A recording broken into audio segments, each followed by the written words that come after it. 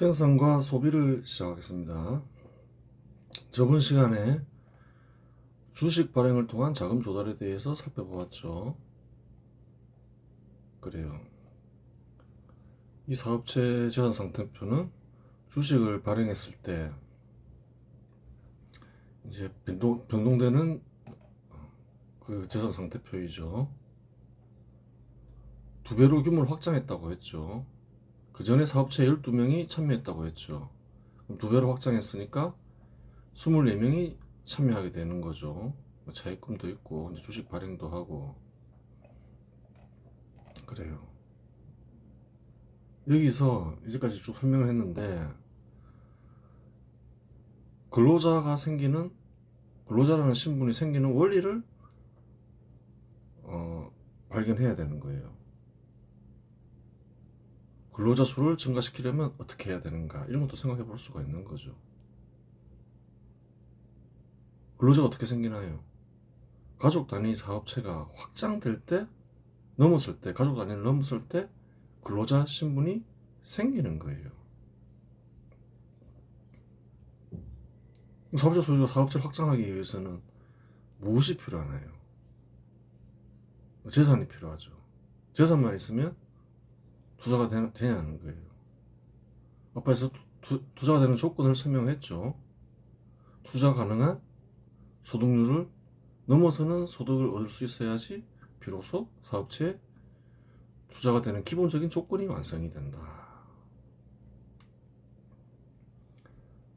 그래요. 주식을 발행하여 투자하기 전 가족 포함 직원 수는 12명이었는데 사업체 규모를 2배로 확대함으로써 직원 수는 23명으로 증가한다. 24명 중 근로자 수는 21명에 달한다. 3명은 가족이라 했으니까. 처음에는 가족 3명만 참여했는데 점점 확장되면서 21명에 달하게 됐죠. 장기간 계속 이어지면 어떻게 되나요? 100명, 200명, 1000명 이렇게 늘어나는 거죠. 그러한 현상이 역사적으로 산업혁명을 기점으로 발생한다는 거예요. 그러면 근로자라는 신분이 생기는 조건을 살펴보자. 근로자라는 신분이 어떻게 생길 수 있을까요? 강제노동을 하고 직업선택 자유가 없는 신분은 노예이지 근로자가 아니다. 따라서 근로자라는 신분이 쉽게 생기기 위해서는 신분제도를 폐지되어야 한다. 신분제가 폐지되어야지 근로자가 생길 수 있다. 강제로 노동하는 자는 근로자가 아니, 노예이지 근로자가 아니라는 거예요. 현 시대의 특징을 잘 알아야 된다는 거예요. 신분제도가 금지되어야 되나요? 허용되어야 되나요? 금지되어야 된다는 거예요. 신분제도를 금지한다는 말은 무슨 말인가요? 특정 신분의 이익을 보장하는 행위를 해서는 안 된다는 말인 거예요. 그럼 근로자가 잘 안 생기겠죠. 준신분제도가 생기면. 한국 사람들이 그런 걸 잘 모르는 거예요. 현 시대의 기본적인 그래요. 필수 조건이 뭔가, 현 시대가 성립하기 위한. 한국 사람들은 특정 신분의 이익을 보장하려고 하죠. 5.18 같은 경우도 마찬가지잖아요. 그 사태에 참여한 이들한테 이익을 보장하려 하고, 사고 나면 또 그 이익을 보장하려 하고, 많은 사람들이 이제 사고 당할 수 있죠. 그래요. 또 예를 들어서 일제시대 때 항거했으면 그게 한국에 기여했건 안 기여 안 했건 또 독립유공자라면서 또 준신분제도를 만들려 하고, 그런 짓을 해서는 안 된다는 거예요. 기본적으로 현 시대에서 그러면 안 된다는 거예요. 왜 그러지 말라고 하는지 그 이유를 잘 보라는 거예요. 자꾸 신분을 보장하다 보면 현 시대 제도가 성립이 되지 않는다는 거예요. 하다못해 근로자가 생기기도 어려워진다는 거예요. 물론 이제 그런 것까지 막을 이유는 없는 거죠. 예를 들어서 민간에서 이런저런 생각을 해서 뭐 존경한다거나 뭐 그런 건 절로 생기는 거니까 막을 수는 없지만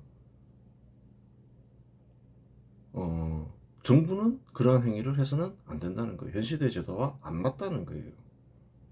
그걸 알아야 되고 다음으로 산업이 발전하면 사업체 규모가 가족 단위를 넘어서야 한다.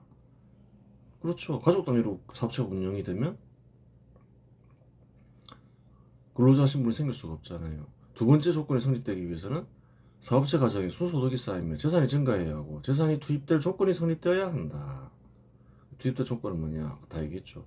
투입될 조건은 사업체의 조정 순소득률이 투자 가능한 조정 순소득률을 넘어서야 함을 가리킨다. 앞에서 설명했죠. 그래요. 이 제도를 관리하는 역할은 정치 영역에서 하는 거죠.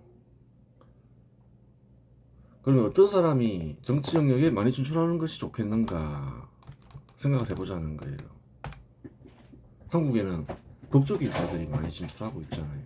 법조계 인사들도 물론 진출할 수 있죠. 신분 제도가 없는 곳에서는 정치 군인도 정치 지도자가 될 수 있고 정치 검사도 정치 지도자가 될 수 있다. 가정주부도 정치 지도자가 될 수 있고 근로자도 정치 지도자가 될 수 있다. 남성이나 여성이라고 해서 정치 지도자가 될 수 없는 것은 아니다. 그러하죠. 늙은이나 젊은이도 이거 같다.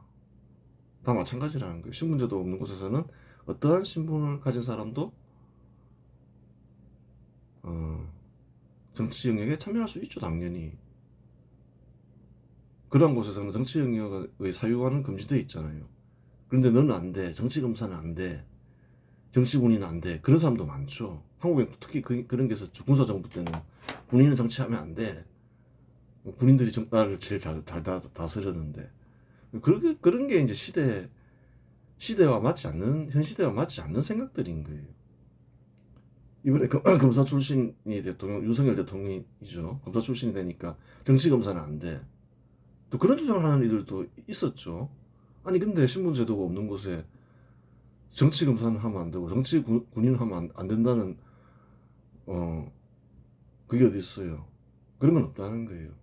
그 수능틀이라는 거예요. 누구나 할 수 있죠.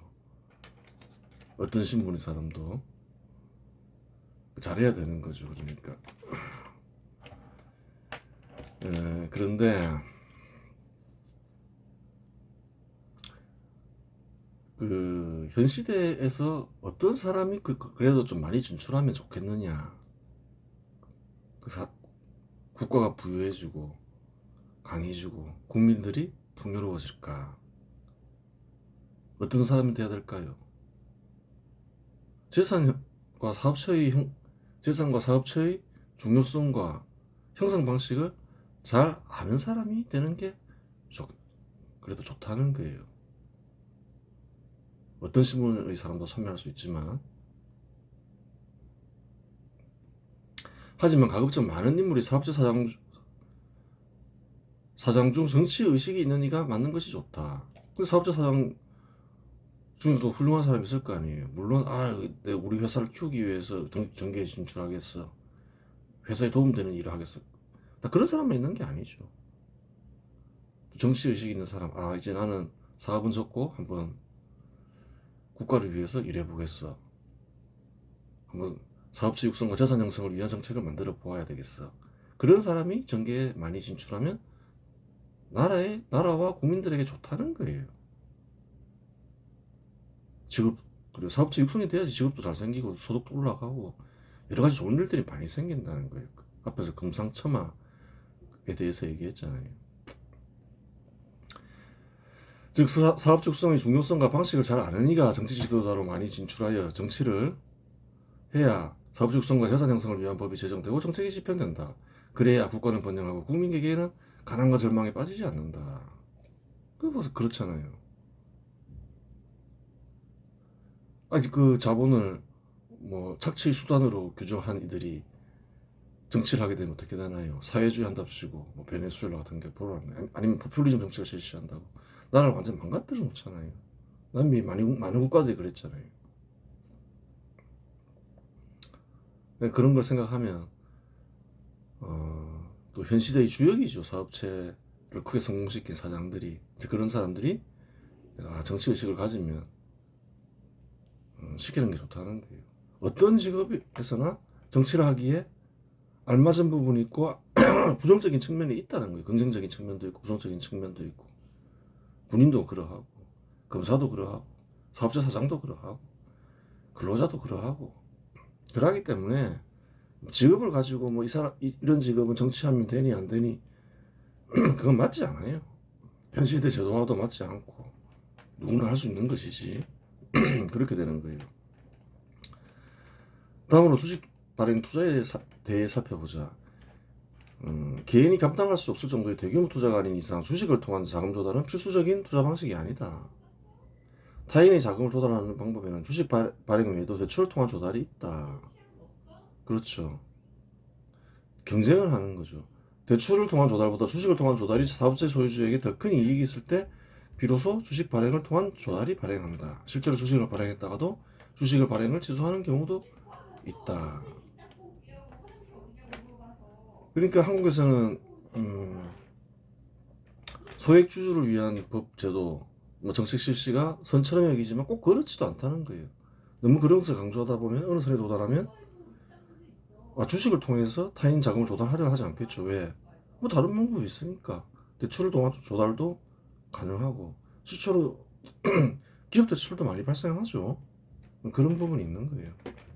그래서 이러한 것들을 잘 알기 위해서는 앞에서도 얘기했지만 그것을 잘 아는 사람들이 이제 국가를 위해서 정치에 진출할 때 제대로 이제 서로 논의가 되고 제대로 된 법이 나올 수 있고 정책이 집행된다는 거예요. 안 그러면 나라를 엉망으로 만들겠죠. 선동 정치만 하면서. 실제로 자진 상장 폐지한 사업체 많다는 거예요. 한국에도 많고 미국도 많고 하다 보니까 뭐 이런저런 이유로 아이고 이거 상장하면 곤란하겠다 싶어서 안 하는 거죠. 그래요. 경영권 강화를 위해서 테린 페이퍼 상장 폐지하고, 미국도 뭐 경영권 강화를 위해서 델 같은 경우에 상장 폐지하고 뭐 그랬다 하잖아요. 여러 가지 이유가 있는 거죠. 그런 사실을 알아야 되고, 모르면 안 하는 게 낫다는 거예요. 하려면 잘 아는 사람과 상의해서 실시하고, 그게 맞다는 거예요. 주식의 가격 결정에는 두 가지 방식이 있다. 사업체를 구성하는 토지, 건물 등과 같은 구성 요소들의 가격을 합체 결정하는 방식이 있다. 주식 가격 결정 방법도 알아봐야 될 거 아니에요. 저번에 재산에 의해서 결정되는 방법을 살펴봤죠. 하지만 사업체가 소득을 얻는 데에는 이외에도 다양한 자본들이 동원된다. 기술이 동원될 수도 있고 상표가 동원될 수도 있고 유통망이 동원될 수도 있다. 이러한 것들 가격을 다 어떻게 따져요? 그리고 그러한 것들 다 따져서 더하는 게 가격 결정하는 방식이 맞냐는 거예요. 그러한 이유로 사업체가 정상적으로 운영되고 있는 상황에서는 순소득에 바탕하여 주식 가격이 결정되지 재산이니까 가격이 결정되지 않는다. 가격 결정 방식에는 재산만 있는 게 아니다. 순소득에 의해서 재산이 결정될 수 있다. 예전에 토지에 대해서 살펴봤죠. 마찬가지라는 거예요. 기업으로부터 얻는 이익이 계산될 수 있다. 조정 순소득률로 돼야 되겠죠. 예전에 언급했어요. 좀 더 정확하게 얘기하면 기업으로부터는 조정순 소득률. 그래, 한번 보겠습니다. 1억 원을 은행에 투자했을 때 10%인 1천만 원을 번다고 가정하고, 은행 이자율이 10%로 가정하면 1천만 원을 벌죠. 사업체에 투자하면 2천만 원을 번다고 가정하자. 그러면 사업체 가격은 2억 원이 된다. 왜 그런가요? 1천만 원을 은행에 맡기면 1억 원을 맡기면 1천만 원을 버네? 그럼 2천만 원을 벌면 얼마 할까? 2억 원이 되는 거죠. 어렵지 않죠. 그거를 이제 식으로 표현하면 언급한 말을 식으로 표현하면 0.1분의 2천만 원이 되잖아요. 앞에서 다 설명했어요. 궁금하면 생산과 소비 일부 가서 보면 돼요. 어떻게 공식이 유도되는지. 그런데 사업체는 은행보다 파산 위험이 크니 이자율의 위험이 더해진다. 근데 은행 이자율로 과연 나누는 게 맞냐? 그래서 사업체는 좀 더 위험한데 좀 이자율에 좀 더 해야 되겠어. 그 더하는 건 뭔가요? 위험을 비율로 바꾼 거죠. 즉 사업체의 가격을 결정하는 이자율을 통상 할인율이라고 하는데 할인율은 안전한 자본에 투자했을 때 얻는 이자율에 위험을 더한 비율을 더한 값이다. 만일 위 사업체의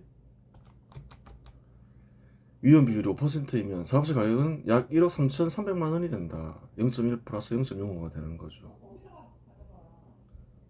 사업체 가격을 결정하는 이자율, 그걸 할인율이라고. 할인율은 안전자본을 투자했을 때 얻는 이자율에다가 위험을 비율로 바꾼 위험을 비율화한 비율을 더하는 것이다. 그걸 나눈다. 만일 위 사업체가 2,000주를 발행하였으면 한 주당 가격은 얼마가 되나요? 1억 3,300만 원에 2,000주를 나누면 되죠. 그럼 66,666원이 되죠. 그래요. 주식 가격 결정 방법에 대해서 살펴봤죠. 두 가지가 있다. 두 가지 외에는 없다. 근데 왜 이렇게 한 가지 이렇게 이 방법밖에 없으면 주식 가격이 픽스되어 있어야지 왜 거래가 이루어지면서 왔다 갔다 하느냐? 그 왜 그런가요? 기업으로부터는 이익이 확정되어 있지 않잖아요. 계속 변동하는 것도 있고 첫 번째. 두 번째, 사람들이 어떻게 생각하나요? 이익 예상을 또 달리하죠. 실제로 변하는 것도 있고 예상을 달리하죠. 이게 픽스가 안 돼 있다는 거예요. 이자율은 좀 안정적이지만 또 이자율에 대한 견해도 좀 다를 수가 있잖아요. 비교적 픽스가 돼 있는 거죠. 외부로부터 주어지는 조건이죠. 개별 기업이 이자율을 결정하는 게 아니잖아요.